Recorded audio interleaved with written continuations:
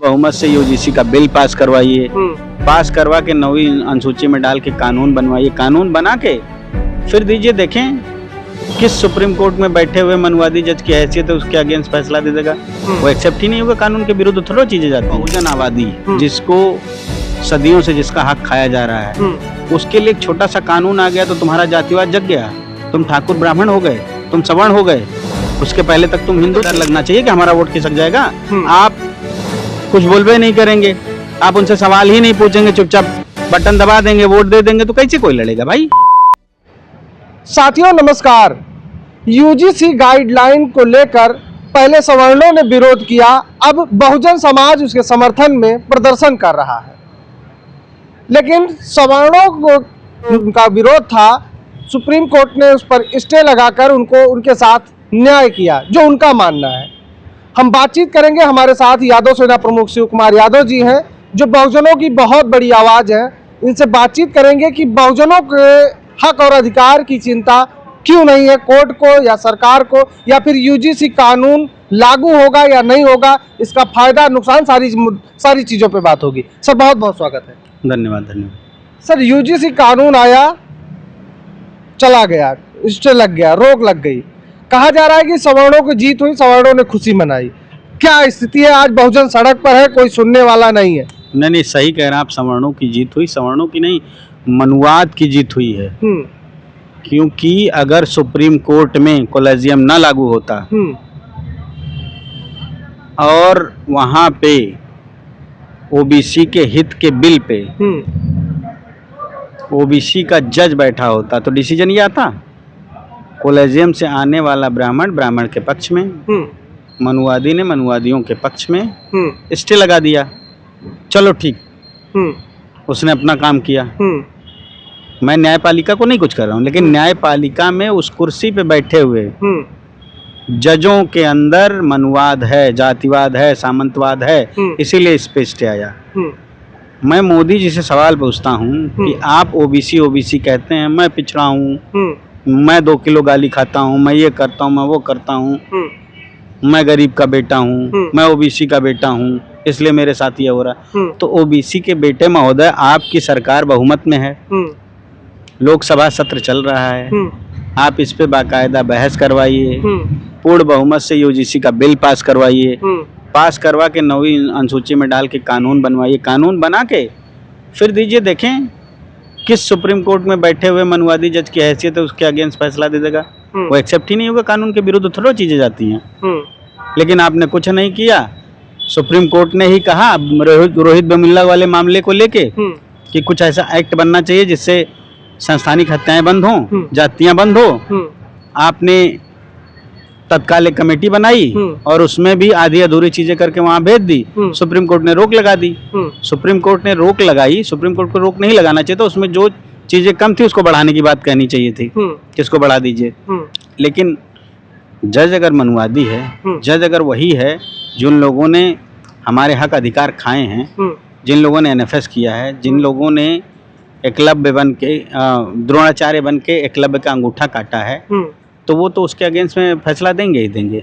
आप पूरे देश भर में आंदोलन चल रहा है, सबसे ज्यादा आंदोलन उत्तर प्रदेश, बिहार, मध्य प्रदेश और दिल्ली में चल रहा है, लेकिन दिख नहीं रहा है कहीं भी। दिख इसलिए नहीं रहा है, फिर वही बात कह रहा हूँ कि जो मनुवादी बैठे हैं 99% कहिए, मैं तो 100% कहता हूँ, मेन स्ट्रीम की मीडिया उन्हीं मनुवादियों की है, उन्हीं सामंतवादियों की। वो क्यों दिखाएंगे?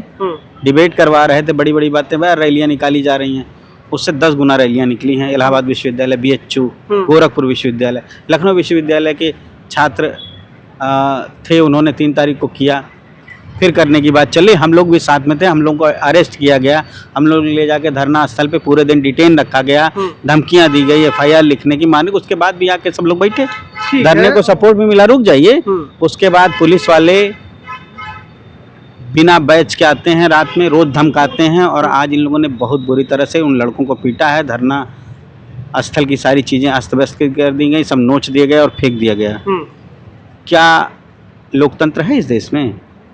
एक बहुजन आबादी जिसको सदियों से जिसका हक खाया जा रहा है, उसके लिए एक छोटा सा कानून आ गया तो तुम्हारा जातिवाद जग गया, तुम ठाकुर ब्राह्मण हो गए, तुम सवर्ण हो गए।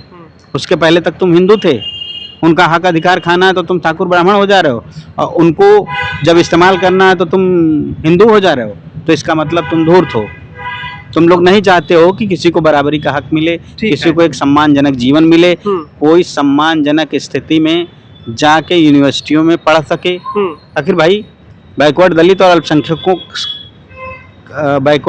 अल्पसंख्यक जो है उसके गार्जियन, उनके माता पिता क्या विश्वविद्यालय में अपने बच्चों को की हत्या करवाने के लिए भेजते हैं कि रोहित वेमुल्ला की तरह हत्याएं हो जाएं, पायल ताड़वी की तरह हत्या हो जाए? लेकिन सुप्रीम कोर्ट ने तो इसी दलील के साथ इस पर स्टे लगाया कि भेदभाव बढ़ जाएगा। भेदभाव बढ़ जाएगा? भेदभाव किसके साथ हो रहा है? 118% मामले बढ़े हैं यूनिवर्सिटियों में, और एक मामला मुझे आप दिखा दीजिए कि किसी सवर्ण के साथ हुआ हो, किसी ब्राह्मण के साथ प्रताड़ना हुई हो। 1%, 118% में से 1% दिखा दीजिए। नहीं तो ठीक है, आपकी बात भी मान लेते हैं, हमने मानिए जो डाटा है, डाटा पे बात करिए। भारत सरकार का डाटा मेरे घर का डाटा नहीं है। ठीक है, लेकिन आप लोग देखिए, अभी देखिए जो बहुजनों के अपने आप को मसीहा कहते हैं, बहुजनों का वोट लेते हैं, आपके नेता मैं किसी नेता की बात नहीं करता। ये मेरा दर्द है, ये पूरे बहुजन समाज का दर्द है, पिछड़ा दलित अल्पसंख्यक का दर्द है, आदिवासी का दर्द है, वनवासी का दर्द है, ये उनके बच्चों का दर्द है। ये उनके बच्चों की लड़ाई तो उनको लड़नी पड़ेगी। नेता सत्ता की लड़ाई लड़ता है, हक अधिकार की लड़ाई जितने भी नागरिक संगठन हैं, जितने भी शिक्षक हैं बहुजन समाज के, जितने भी जागरूक लोग हैं, जितने भी छात्र हैं, उनको लड़नी पड़ेगी आगे आके। तब ये मजबूर होकर आपके साथ खड़े होंगे। इनको भी तो डर लगना चाहिए कि हमारा वोट खिसक जाएगा। आप कुछ बोलबे नहीं करेंगे, आप उनसे सवाल ही नहीं पूछेंगे, चुपचाप बटन दबा देंगे, वोट दे देंगे, तो कैसे कोई लड़ेगा भाई आपके लिए? उनको तो लग रहा है कि जो चिल्ला रहा है उसके साथ ये खड़े हैं। आप अपने नेता सवाल पूछना शुरू कर दिए, आपका नेता आपके साथ खड़ा होगा। लेकिन अभी जो सबसे बड़ा सवाल ये है कि लगातार बहुजन सड़कों पे हैं, प्रदर्शन कर रहे हैं। कहा जाता है, तमाम राजनीतिक पार्टियों के बड़े बड़े नेता ये दावा करते हैं कि 90% आबादी देश में बहुजनों की है। तो क्या वो जो 10% का विरोध इतना हाईलाइट हुआ कि सुप्रीम कोर्ट को उस पर एक्शन लेना पड़ा, और ये 90% बहुजन आज सड़कों पर है? सुप्रीम कोर्ट को एक्शन नहीं लेना पड़ा। आप सुप्रीम कोर्ट को दोषी मत बताइए। लेकिन गए तो लोग सुप्रीम कोर्ट था। हमारे देश का संविधान बहुत अच्छा है, लेकिन ये तब निष्प्रभावी हो जाता है जब इसको लागू करवाने वाली कुर्सी पर बैठा हुआ व्यक्ति मनुवादी है, वो बेईमान है, वो जातिवादी है, वो सामंतवादी है। तो सुप्रीम कोर्ट में बैठे हुए जजेस जिन्होंने इस पे स्टे दिया है, वो मनुवादी हैं, वो सामंती हैं। इसमें सर्वोच्च न्यायालय की नहीं गलती है, उस संस्था की कोई गलती नहीं। उस संस्था में बैठे उस सर्वोच्च कुर्सी पर उन मनुवादियों की गलती है, उस सामंतवादियों की गलती है, जो चाहते हैं कि सामंतवाद पनपता रहे, हम लोगों का शोषण करते रहे, हम लोगों का अधिकार खाते रहे, हम एनएफएस करके उनके हिस्से की नौकरियां अपने लोगों को देते रहें, वो उनकी गलती है। तो ये हमको आपको समझना पड़ेगा। ठीक है, लेकिन ये लड़ाई कब तक चलेगी? जब तक चलेगी जब तक हमें हमारे समाज को न्याय नहीं मिल जाता। ये लड़ाई कैसे न्याय चाहिए? आप हमें हमारा अधिकार दे दो, उस यूजीसी गाइडलाइन में कुछ सुधार करके आप उसको लागू करवा दो, कानून बना दो, कानून बना के उसको लागू करवाओ। उसमें ओबीसी के हित की बात है तो जो विश्वविद्यालय का वीसी हो, जिसको आपने कहा कि चीफ वही रहेगा उस कमेटी का, वो ना रहे। अगर ओबीसी के हित की बात है तो ओबीसी उस कमेटी का चीफ ओबीसी बनना चाहिए। दलित के हित की बात है तो उस कमेटी के चीफ दलित बनना चाहिए, और उसमें सभी जाति धर्म के लोग, उसमें सभी जाति धर्म के लोग मेंबर हों। ये नहीं कि बाकायदा एक ही बिरादरी के लोग मेंबर हो गए, पता चला ओबीसी के साथ जाति हुई है, पंडित जी मेंबर हैं, पंडित जी यूनिवर्सिटी के वीसी हैं, वो चीफ बन गए, तो फिर तो वहां भी न्याय हो गया। अच्छा, अभी जो आपने अभी एक बात कही कि जो आज प्रदर्शन कर रहे थे उनको पीटा गया, उनके जो धरना स्थल था उसको उजाड़ा गया। बाकायदा 3 तारीख से प्रदर्शन चल रहा है, आज से नहीं चल रहा है जी। लेकिन जो अभी सवाल उठ रहा है कि इसके पहले सवर्णों ने भी प्रदर्शन किया, क्या नहीं बोला, मोदी जी को तेलिया बना दिया और बहुत सी ऐसी गालियां दी, मोदी तेरी कब्र खुदेगी, ये गालियां दे एक तरीके से दी, लेकिन तब पुलिसिया कार्रवाई नहीं हुई। आज पुलिसिया कार्रवाई हो रही है। पूरे प्रदेश की लिस्ट निकाल के देख लीजिएगा, डीएम कौन बैठा है, पुलिस कप्तान कौन बैठा है, मैक्सिमम सीओ कौन बैठे हैं, मैक्सिमम थानों के एसएचओ कौन बैठे हैं, जब प्रशासन में उन्हीं के लोग बैठे हैं तो अपने वाले को मारेंगे वो लाठी? वो भी तो वही है, वो भी तो चाहते हैं कि हम सवर्ण जो हैं, बैकवर्ड दलित का हक अधिकार लूटते रहे, उनकी भी मंशा है, तभी तो वो कर रहे हैं। आप जितने बैकवर्ड दलित के अधिकारी हैं, कर्मचारी हैं, सिपाही हैं, दरोगा हैं, IAS PCS IPS हैं, उनसे जाके चुपके से पूछिए ना, वो कहेंगे, लेकिन बोलने की हैसियत नहीं, कल सस्पेंड हो जाएंगे। ये स्थिति है। उनके लोग खुल के समर्थन कर रहे हैं क्योंकि वो सस्पेंड नहीं होंगे, क्योंकि ऊपर यहाँ से लेके वहाँ तक सरकार उन्हीं की है।